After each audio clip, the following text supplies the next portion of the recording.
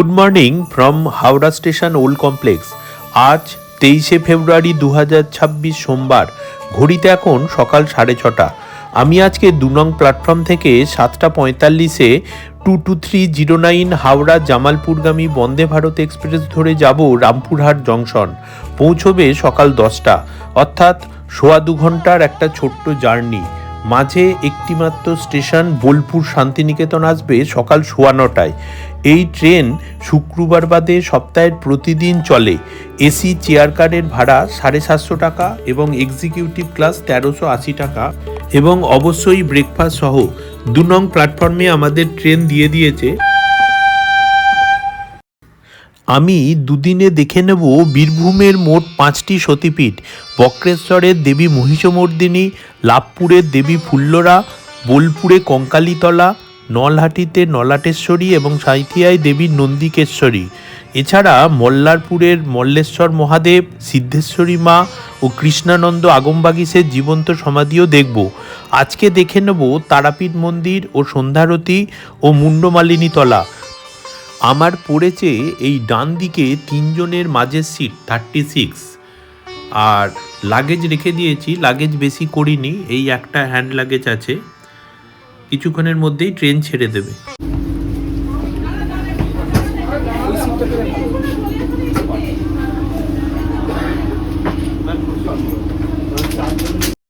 কিছুক্ষণের মধ্যেই ট্রেন ছেড়ে দেবে। চলুন ট্রেনটা একটু ঘুরে দেখে নেওয়া যাক। এখন ঘড়িতে 7:31, 7:45-এ ছাড়বে। একদমই লেট করে না। ট্রেনটা উঠে একটু দেখাচ্ছি। এই দিকটাতে প্যান্ট্রি থাকে, C2 কোচ ওই দিকটা, আর এই যে প্যান্ট্রি রয়েছে। আর আমারটাতে ঢুকছি। এই দিকে বাঁ দিকে ওয়েস্টার্ন টয়লেট থাকে, 2 রকম। এই যে ওয়েস্টার্ন টয়লেট, তো এখানে ভেতরটাই ঢুকলাম।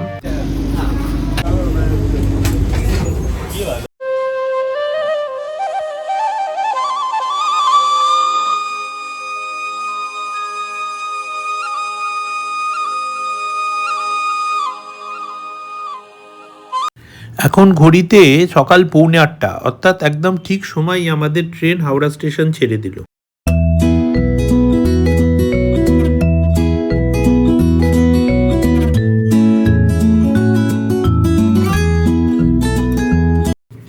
এই স্বল্প দৈর্ঘ্যের ট্রেন জার্নিতে ক্যাটারিং পরিষেবাতে যা পেলাম তা তুলে ধরছি। একদম প্রথমে একটি 500 ml জলের বোতল দিল।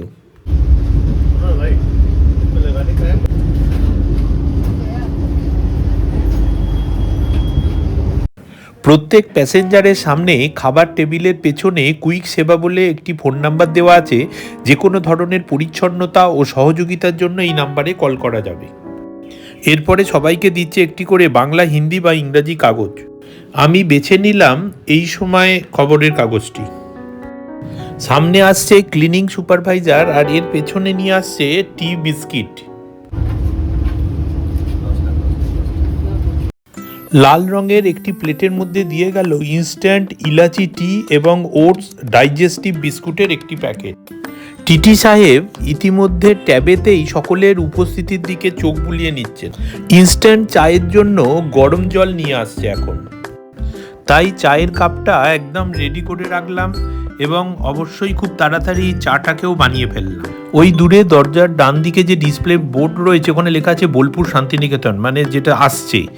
তো ভেজ নন ভেজ সব স্ন্যাক্স দিচ্ছে। আমাকে নন ভেজ ক্যাটারিংয়ে আমি যা যা নিচ্ছি তা টিকিটের সাথে 141 টাকা অ্যাড হয়েছে। আচ্ছা, 2 পিস ব্রাউন ব্রেড, এটা Amul butter, mixed jam, top tomato ketchup, এটা হলো অমলেট আর ফ্রেঞ্চ ফ্রাই, এটা হলো ভ্যানিলা মাফিন, উইং কিসের ভ্যানিলা মাফিন। একদম ঠিক টাইমে পৌঁছে গেলাম বোলপুর শান্তিনিকেতন। এখানে থেকেও অনেকে 5টি সতীপীঠ দর্শন করেন। 2 মিনিটের স্টপেজ। আমাদের কোচ একদম C1, একদম লাস্টের দিকে। আর আমাদের এই প্ল্যাটফর্ম থেকে এই দিকে ডান দিকে বেরিয়ে গেলেই বোলপুর বাস স্ট্যান্ড যাওয়া যাবে।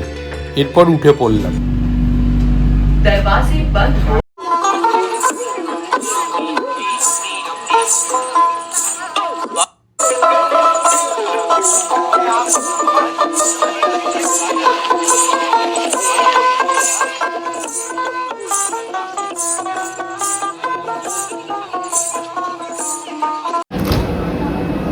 ঘড়িতে 10:05।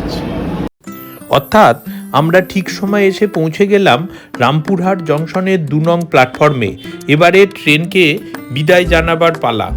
আমাদের ট্রেন রওনা হয়ে গেল জামালপুর স্টেশনের উদ্দেশ্যে। এখন দাঁড়িয়ে আছি 2 নং প্ল্যাটফর্মে। এটা হলো রামপুরহাটের 2 নম্বর প্ল্যাটফর্ম। আমাদের এই সোজা উঠে এইটা দিয়ে ওই সাইডে নামতে হবে 1 নম্বরে। এটা দিয়ে উঠলাম ওপরে, এবার এদিকে সোজা যাব, নিয়ে ওই দিক দিয়ে নেমে 1 নম্বর দিয়ে বেরোতে হবে। এখান থেকে নিচে নেমে 1 নম্বর দিয়ে তো বাইরে বেরোবো, কিন্তু তার আগে দেখে নিচ্ছি এই স্টেশনের বাইরে শাটল, অটো, টোটো এইসব স্ট্যান্ড আছে। এখান থেকে তারাপীঠ মন্দির 40 টাকা শাটল। ফেরার দিন অর্থাৎ 26শে ফেব্রুয়ারি 2026 এই 1 নং প্ল্যাটফর্ম থেকেই ধরবো 12042 এনজেপি হাওড়া শতাব্দী এক্সপ্রেস সকাল 10:30টায়, যেটা হাওড়ায় পৌঁছবে দুপুর 1:45-র সময়। এবারে 1 নং প্ল্যাটফর্মের এই যে এক্সিট গেট আছে, এটা দিয়েই বাইরে বেরিয়ে যাব।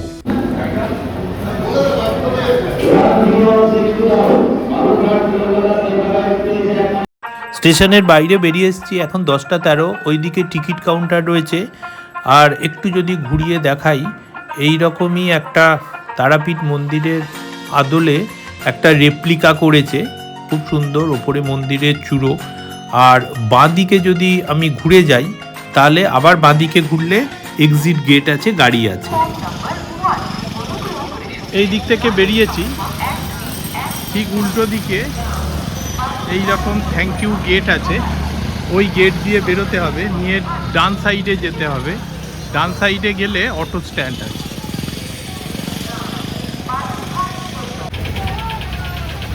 এটা হলো গাড়ি স্ট্যান্ড। দাদা কত করে দাদা? বলছি কত করে এক একজনের? ওই হ্যাঁ, এক একজনের 40 টাকা করে। আমি যেহেতু একা এসেছি, তাই আমাকে বেশ কিছুক্ষণ দাঁড়াতে হলো। ওরা কোনো একটাতে আমাকে অ্যাডজাস্ট করে দেবে বলল, তাই আমি এখানটাতে দাঁড়িয়ে আছি। হ্যাঁ যাই। 9 কিলোমিটার রাস্তা, 8 ঘন্টা সময় লাগে। তারাপীঠ হলো পশ্চিমবঙ্গের বীরভূম জেলার রামপুরহাট শহরের কাছে অবস্থিত দ্বারকা নদীর তীরে একটি মন্দির নগরী। এখানে আছে মা তারার মন্দির ও মন্দির সংলগ্ন শ্মশান ক্ষেত্র। বামাখ্যাপা এই মন্দিরে পুজো করতেন এবং মন্দির সংলগ্ন শ্মশান ক্ষেত্রে কৈলাসপতি বাবা নামে এক তান্ত্রিকের কাছে তন্ত্র সাধনা করতেন। বামাখ্যাপা তারা দেবীর পুজোতেই জীবন উৎসর্গ করেছিলেন। মন্দিরের অদূরেই আডলা গ্রামে তার আশ্রম অবস্থিত।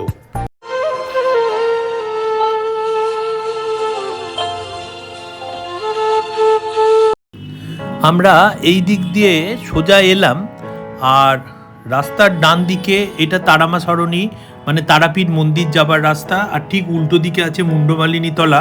আমরা বিকেলে যাব। আর এই ডান দিকে দেখতে পাচ্ছি নিচে রয়েছে, ব্রিজের নিচে রয়েছে দ্বারকা নদ, কিন্তু জল নেই, একদম শুকিয়ে গেছে দ্বারকা নদ, খুবই কম জল আছে। আমরা এখন চেক ইন করতে যাব হোটেলে।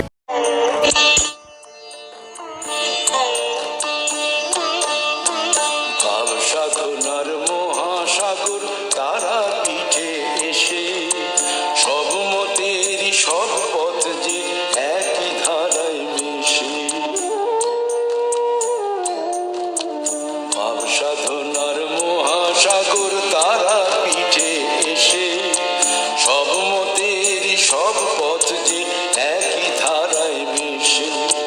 জীবের মুক্তি শিবের শক্তি যিনি, তারা পিঠে তিনি আছেন তারা মায়ের দেশে। সব মতের সব পথ যে একই ধারায় মিশে। কলকাতা থেকে জামালপুর বন্দে ভারতে এসে রামপুরহাট হয়ে তারাপীঠে আসার কাহিনী এই পর্বে দিলাম। আমি এবারে 3 দিনের জন্য বুক করেছি পশ্চিমবঙ্গ সরকারের বেনফিসের রক্তজবা ট্যুরিস্ট লজ। তার রিভিউ পরের পর্বে দেব। আপনারা সকলে ভালো থাকবেন, দেখতে থাকুন, সাথে থাকুন আমার পরবর্তী ব্লগ খুব তাড়াতাড়ি।